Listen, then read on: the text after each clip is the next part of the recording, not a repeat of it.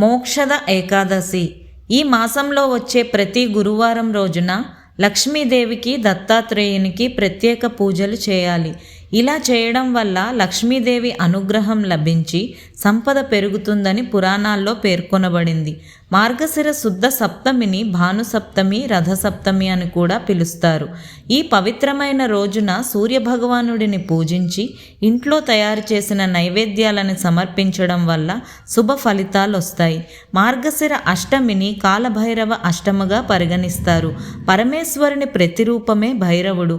ఈ స్వామిని పూజిస్తే మన భయాలన్నీ తొలగిపోతాయి.